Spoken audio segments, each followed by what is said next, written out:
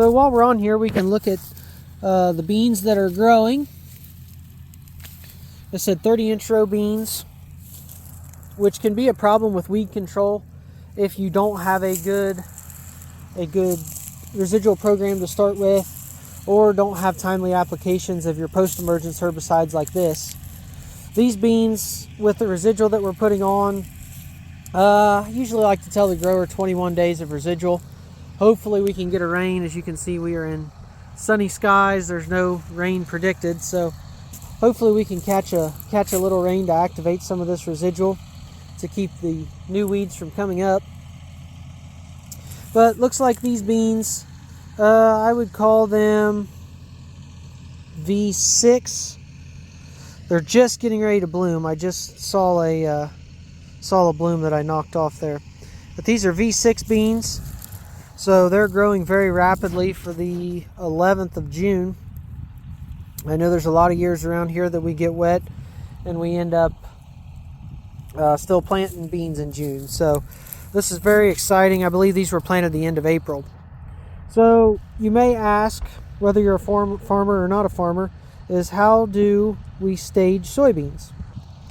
So when the bean comes up, it actually pushes a root out of the seed and pushes the seed through the ground, and those are your first cotyledons, if you will. So your first true leaves are unifoliate, meaning they only have one leaf. So one of those is already gone, and here's your first unifoliate true leaf. As a bean plant progresses in life, it's a trifoliate plant, so it's going to put on groups of 3 leaves at a time, as you can see there. So we do count the first true leaf, so that's going to make it V1, and then we go through and count all the trifoliates, so that are fully unwrapped. So this one still has some leaf curl to it, so I would not count him in my count. Same way with that one there. He's still wrapped up pretty tight, so I wouldn't count him. So you go through and count all the ones that are unraveled. So you've got your unifoliate, so there's 1, 2, 3, 4, 5, and 6. So a V6 bean plant can go up to V, 40 if they get bushy enough. But what happens, we replace that V with an R once the beans start to bloom. So this plant will not be in vegetative, which is what V stands for very much longer. Because like I said, there's a bloom getting ready to come out right there. Once they bloom, that makes them R1, which is reproductive phase 1.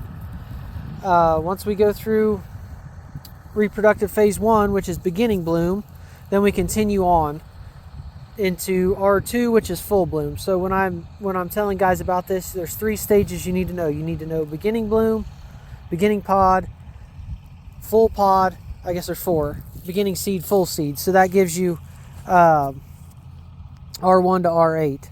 So you have beginning and full of each one of those stages. So in Ohio, we often plant what are called indeterminate beans.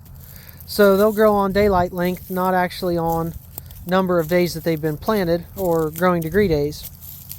So these beans, they might get into R3s when we usually spray fungicide to protect these from diseases later in the season. That's a 1/4 inch in the top 3 nodes.